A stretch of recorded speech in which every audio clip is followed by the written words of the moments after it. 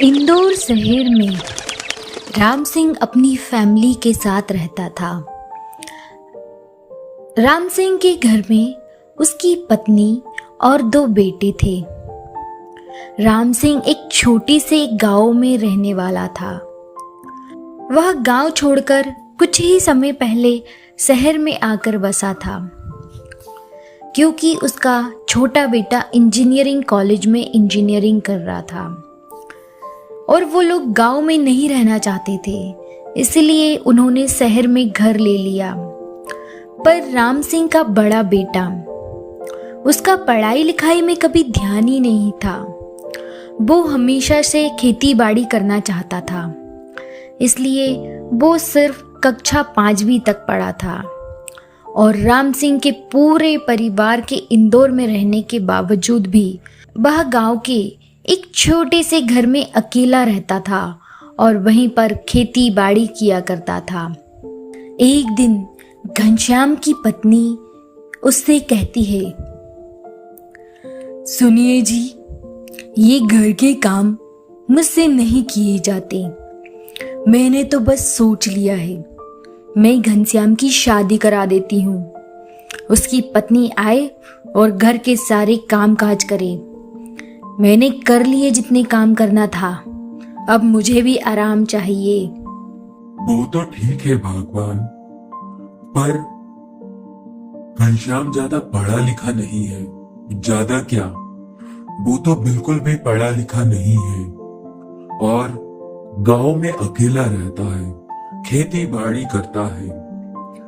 कौन उससे शादी करेगा?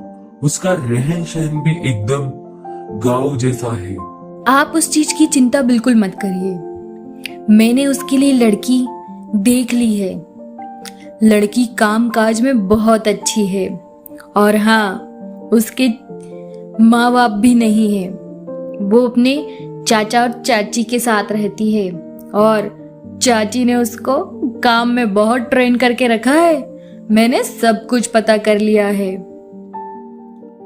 हाँ, थोड़ी काली है, पर मुझे उसके रंग रूप से कुछ लेना देना नहीं। मैं तो बस चाहती हूँ कि एक बहू आ जाए इस घर में और घर के सारे काम संभाल ले। मैं काम कर कर के बहुत थक चुकी हूँ। मैंने नौकरानियों का भी पता किया है।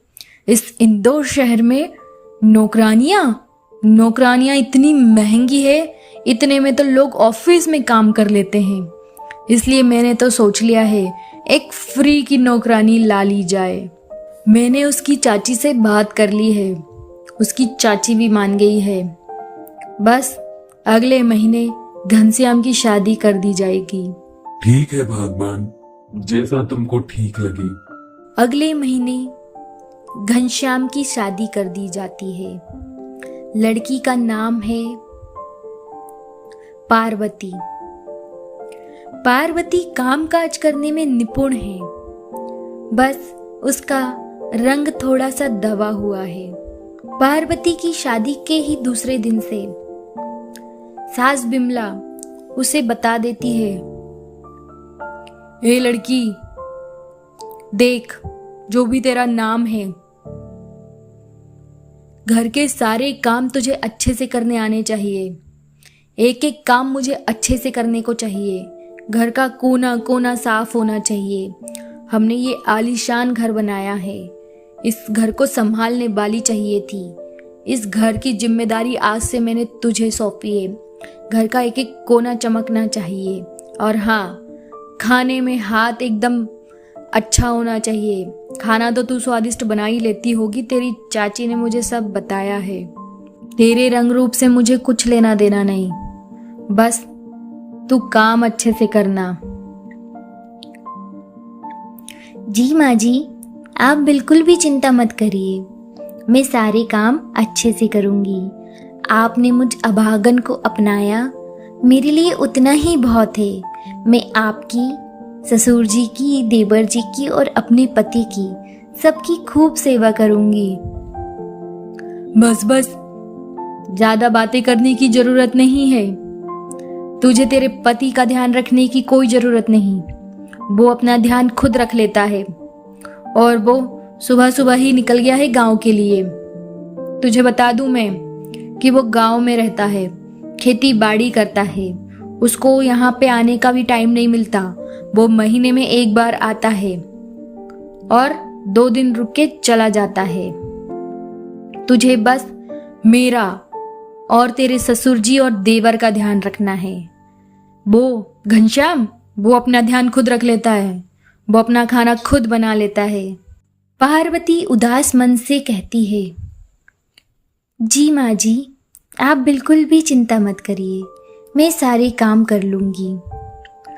ऐसा बोलकर बिमला अपने कमरे में चली जाती है और पार्वती अपने काम में लग जाती है। शादी के दूसरे ही दिन से पार्वती घर का सारा काम करने लग जाती है। वो झाड़ू लगाती, बर्तन साफ करती, किचन साफ करती, पूरे घर को चमकाती। उसके बाद खाना बनाकर अपने सास ससुर के लिए खाना लगाती। खाना खाते हुए बिमला कहती है, तू ये क्या खाना बनाया है तूने? क्या तुझे खाना बनाना नहीं आता? तेरी चाची तो बड़ी बोल रही थी कि वो इतना अच्छा खाना बनाती है, इतना अच्छा खाना बनाती है।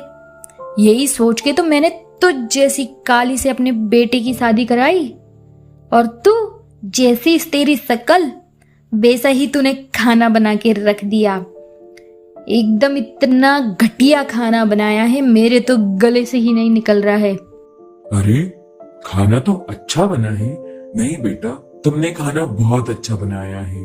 शादी के दूसरे दिन से ही तुमने घर की इतनी साफ सफाई की और खाना बनाया, मुझे देख के बेटा बहुत अच्छा लगा। खुश रहो। चल चल, अब यहीं खड़ी रहेगी, जा यहां से। पार्वती जैसे ही अंदर जाती है, बिमला अपने पति से कहती है, सुनिए जी, आज तो आपने उस काली के सामने मेरी बात काट दी, पर आइंदा से उस काली के सामने मेरी बात काटने की कोई सोचना भी मत। ठीक है भैया। पार्वती के पास ससुर जी जाते हैं और कहते हैं, देखो बेटी, तुम एक बहुत अच्छी लड़की हो। मैं जानता हूँ जैसा तुम्हारा नाम है पार्वती, वैसे ही तुम भी हो। तुमने खाना बहुत अच्छा बनाया था बेटा, पर तुम्हारी सासू माँ थोड़ी गर्म मिजाज की है। तुम उसकी बातों को ध्यान ना देना और खुश रहना। हमेशा खुश रहो बेटा। जी पिताजी, मैं उनकी बातों का बुरा नहीं मानूंगी, आप चिंता मत करिए। पार्वती का देवर भी खाना खा के बहुत खुश होता है और कहता है, भाभी आपने खाना बहुत अच्छा बनाया है। मैंने तो आज तक इतना टेस्टी खाना नहीं खाया। मैं बहुत खुश हूँ, मेरी भाभी एक नंबर खाना बनाती है। पार्वती खुश हो जाती है और इसी तरह से पार्वती पूरे घर को संभालने लग जाती है। सास बिमला बात बात पर पार्वती को ताने मारती। कोई उससे मिलने आता तो कह देती कि वो यहाँ पे है ही नहीं, उसको किसी से नहीं मिलने देती, और हमेशा उसे काली काली काली कहकर बुलाती। उसका नाम तो जैसे उसने काली ही रख दिया हो। पार्वती किसी चीज का बुरा नहीं मानती। वो अपने काम में दिन भर लगी रहती और सुबह सबसे पहले उठती और रात में सबसे बाद में सोती। ना खाने की फिक्र, ना किसी चीज की, दिन रात बस काम में लगी रहती।